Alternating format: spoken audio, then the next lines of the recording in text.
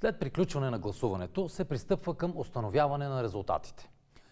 В изборното помещение могат да присъстват само членове на СИК, кандидати, по един застъпник на кандидатска листа, по един представител на партия, коалиция от партии и инициативен комитет.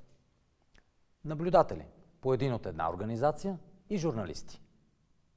На присъстващите се осигурява пряка видимост при преброяването на гласовете.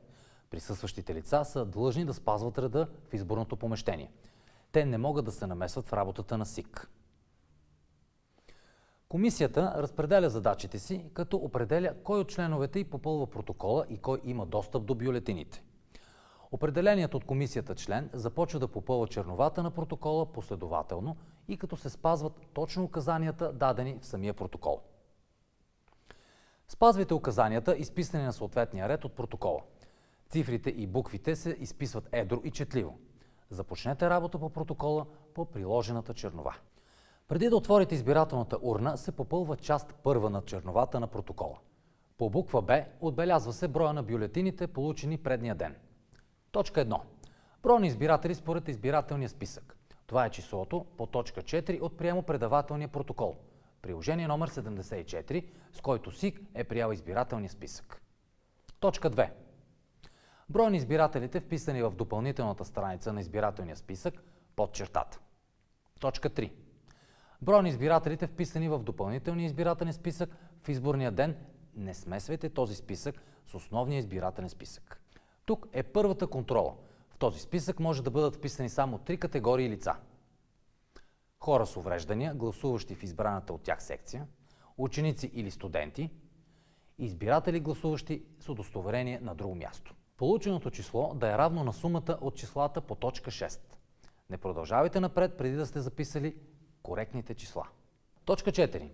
Пребройте подписите, положени в избирателния списък, както в частта с отпечатаните имена, така и в тази с допълнителната страница.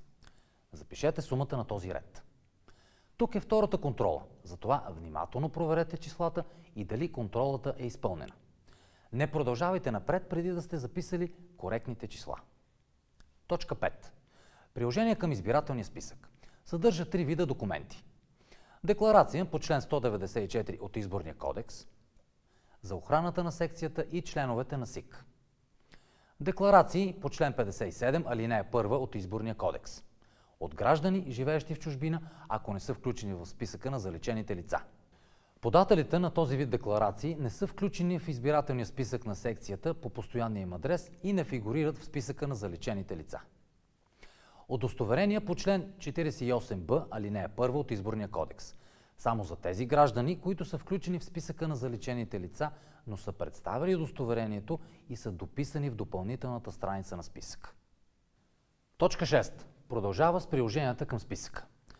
Декларации по член 203, алинея 3 от Изборния кодекс. Избиратели с увреждания на опорно-двигателния апарат или зрението, които са допуснати да гласуват в избраната от тях секция. Декларации по член 207, алинея 1, точка 3 от Изборния кодекс. Ученици и студенти, които гласуват в избрана от тях секция в населеното място, където е тяхното учебно заведение. Удостоверение за гласуване на друго място по член 49 от Изборния кодекс. Такова могат да имат само кандидатите за народни представители, членовете на РИК или ЦИК. Тук е другата част от първата контрола по точка 3. Съберете числата по всички подточки на точка 6. Сумата трябва да е равна на числото по точка 3. Брой избиратели, вписани в допълнителния избирателен списък. Точка 7. Впишете броя на придружителите, вписани в графа забележки на избирателния списък и в списъка на допълнителното вписване на придружителите.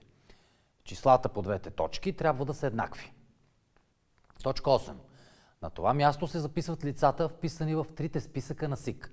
Списък на застъпниците, списък на наблюдателите, списък на представителите. Точка 9. Тук запишете бюлетините, които се намират извън урната. Това са неизползваните бюлетини, унищожените от СИК бюлетини за таблата пред изборното помещение, повредени при откъсване от кочана или по друг начин. Недействителните бюлетини по член 180 от Изборния кодекс. Тези, за които избирателите не са спазили забраната да не се разгъват по начин, позволяващ да се види отбелязаното маркиране за партия, коалиция от партии или инициативен комитет.